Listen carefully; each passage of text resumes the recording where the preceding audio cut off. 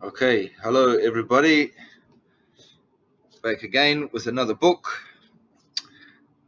Today's book is called The Big Problem and the Squirrel Who Eventually Solved It. Okay, so it's about understanding adjectives and adverbs. And as we know, adjectives are words in English we use to describe things, and adverbs describe how things are done.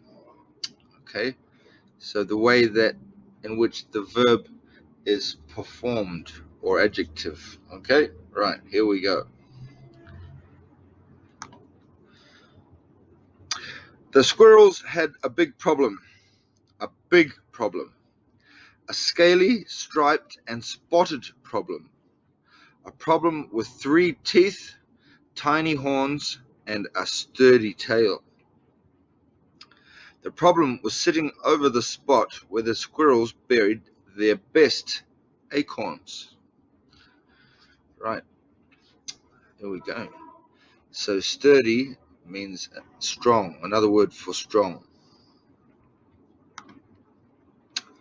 The squirrels huddled together. What should we do? What should we do? They chattered worriedly. I have an idea, said the smallest squirrel, but no one listened. Let's watch the problem for a while, said the oldest squirrel. So they did. The problem slowly scratched its ear. It lazily picked its nose. It took a nap and snored loudly.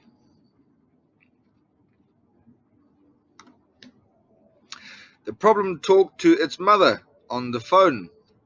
Yup, everything is fine, Ma, it said. But my new neighbors are strange. They twitch their tails a lot, and they're always watching me. Now what? Now what? The squirrels chattered nervously. I have an idea, said the smallest squirrel, but no one listened. Let's try to lure it away with food, said the plumpest squirrel. So they did. They gathered berries, seeds, and a pile of second-best acorns. They arranged the food quite nicely on a leaf. Then they hid it in the tree. Then they hid in the trees and waited to see what the problem would do. What do you think the problem will do? What kind of creature is that anyway? I'm not too sure myself. The problem sniffed the air curiously. He can smell all the things that the squirrels have put out for him.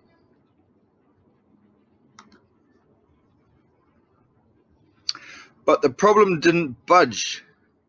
Instead, it stretched out its sturdy tail, scooped up the leaf, and ate the treats in one slurpy swallow. Gone down the hatch.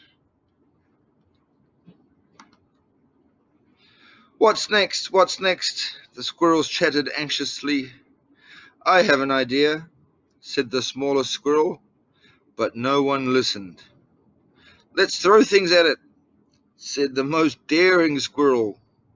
So they did. He looks a bit crazy, that one, doesn't he?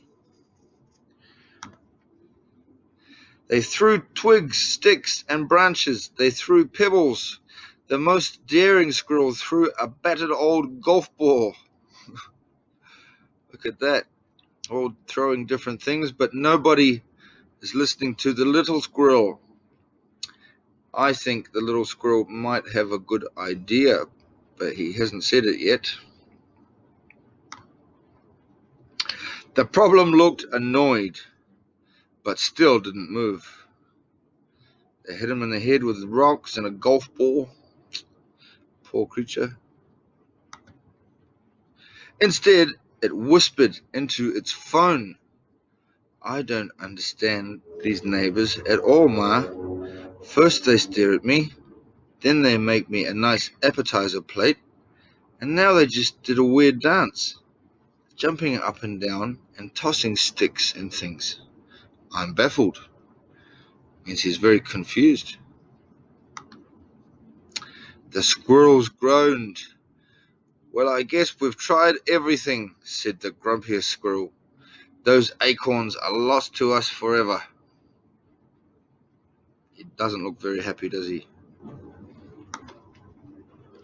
We did everything, said the smallest squirrel. We didn't try everything, said the smallest squirrel. So now they might listen to him. They might want to hear his idea, yeah? And with that, the smallest squirrel approached the problem and held out his paw. Hello, he said. My name is Skitter. Welcome to the neighborhood. The problem blinked once, twice, then held out its paw too. I'm Pat, it said. Very nice to meet you. Skitter took a deep breath. You probably don't know this, he said, but you're sitting over the spot where we bury our best acorns. Could you please move?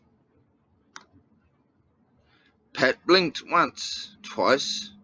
Then Pat said kindly, Of course, I'm glad you said something. I had no idea.